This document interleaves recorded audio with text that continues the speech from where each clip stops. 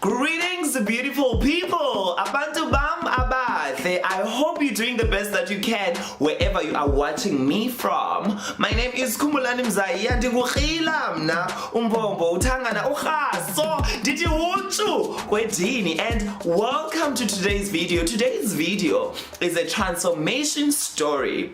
We talk to the man himself on how he went from this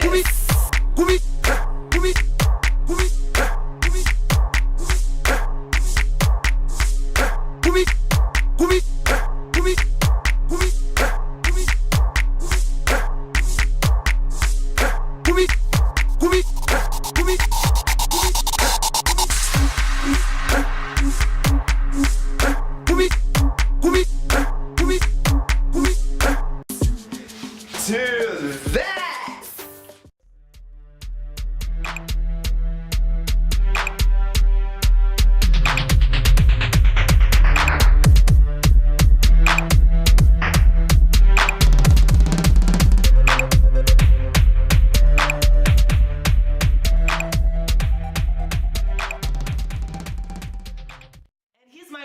And his name is Leon Vilakazi.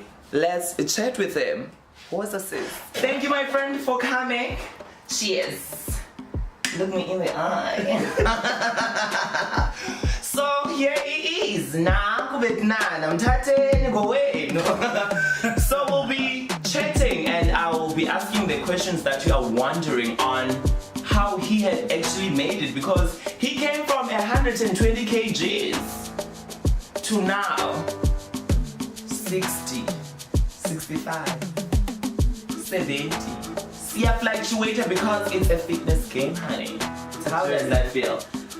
It feels really awesome. I have to say so myself. Like, I feel better. I feel happy. I feel awesome. I feel lighter that I can. Get in, let's dig in. So let's get in. First question that I have for you is that I want to know your background. Like, how many times have you tried to transform yourself, and how many times have you failed in that, and what made you keep going? That's a good question. I've probably, if I could say, over 5 times that I've actually tried to start this journey, but I've always been held back because I've been going through some things in that time, things that actually prevented me to actually follow fully through the whole process of transformation. What were those things?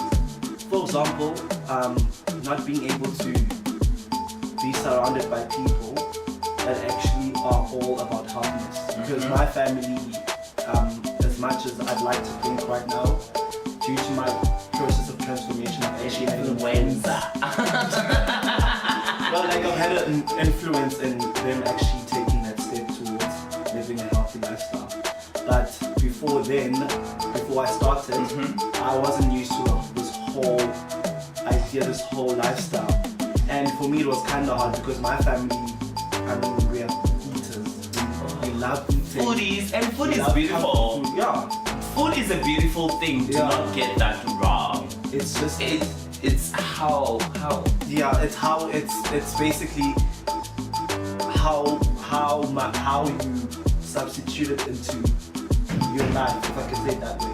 Because the moment you use it to comfort yourself, the moment it becomes comfort food, and that becomes a problem, because essentially you will like eat away your problems, and I mean, you've got a lot of problems, so you can just imagine how often you eat just to make yourself feel better.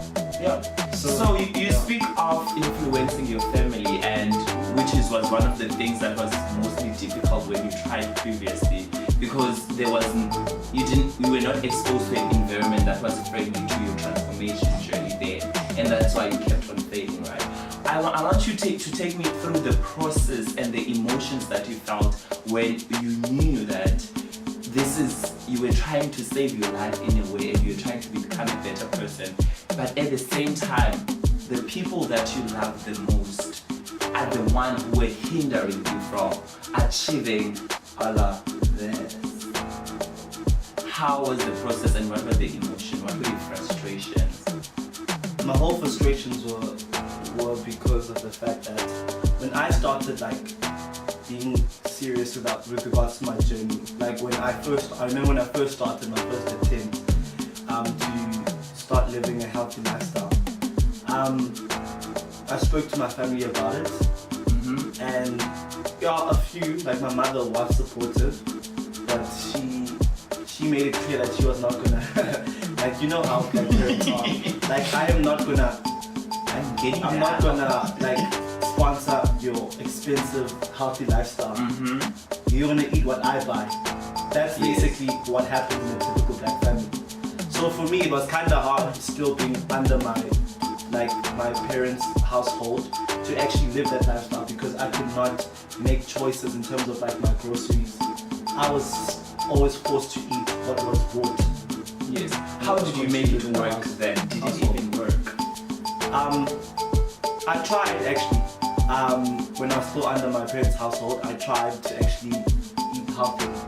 But it was really hard because, for example, typically in a dinner setting, you're all sitting together and you're the one eating vegetables and salads, and everyone's just eating pure African food, and you know how it is, like rich curries, and steamed bread, and that would be sort of like, for me, because that was always the food that I'm used to, and that for me that was like good food, and salads for me were never my favorites. I never liked salads and vegetables.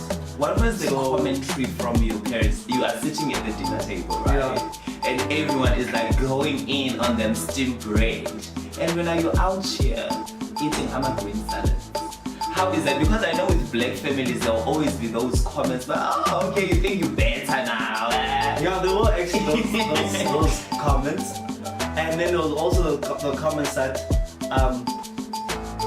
this lifestyle that you're starting, are you going to be able to sustain it? You know, those little comments. And so those little comments, they were kind of like sitting me back, because I would actually think about it and be like, okay, cool, I can't at this stage afford this lifestyle, because I mean my family is not willing to actually like start making these changes. They're not willing to change what they're eating and what they're consuming in the household. For me, I felt like it was just unrealistic, because I would never actually get to sustain my lifestyle fully. So that's why I kind of stopped, and I just gave in to whatever they were eating. And that for me, not being able to take that step and just taking that step and falling back, it just made me feel bad, like more bad about myself. And then I would resort back to eating more to make myself feel better. But so how did you get to being obese? I was dealing with a lot of problems in relating to my childhood, I could say. So I was really in a dark space, you know, in those points in my life. And so for me, I think I was around about like 12, 13, and I actually started comfort eating to make myself feel better, because I was at that age where you start like realizing things about yourself, and also realizing things that you've gone through, when you have that capacity to start reflecting on how your life journey has been. And so for the things that I went through before, that kind of actually put me in a dark space, and I started actually eating just to make myself feel better, because I was trying to like bury all those emotions that I used to feel out of those experiences. So that made me, it started, for example, I started gaining 1 kg turned into 5 kg, and before I knew it, I could not control like how much I was gaining, because I stopped, you know, minding myself. Each time I felt like I didn't feel good about myself, I'll turn to food. And it's something that I didn't realize over the years, from that age until when I actually started, being serious about my fitness journey. I didn't realize over the years that I had accumulated so much weight. I was aware of it, but what was the narrative that you were telling yourself during that time to stay in that body? Because for you to be able to sustain, because you sustain obesity, there is a narrative that you keep on playing in your head. Maybe it's in denial. Maybe you are saying, what was the narrative that kept on playing in your head, that kept you into that space? I would say, for me, what actually kept me in that dark space was because I had not made any provisions with actually dealing with my problems. Because bearing your problems, they never really make them go away. Yeah. Short-term wise, yes, you forget, but deep down, the storage, there are memory card, love. Yes, before you sleep, you think about those problems, and for you, it kind of it reestablishes you in the life that you're already in. So for me, thinking back on those problems, because I haven't made any provision dealing with them, right? I would then, for example, feel better about myself, and I'd wake up and I'd look at myself in the mirror and I'd feel more better about myself, and it would just keep me stuck in that space. Oh yeah. And you never realize it. That's the thing. You because don't realize because you're there. You never realize that you never realize that you actually are repeating the same cycle. Okay. You can't, because for example, when I looked at other people, healthy people, people who live like a healthy life, for me it was that thing that, it's for them.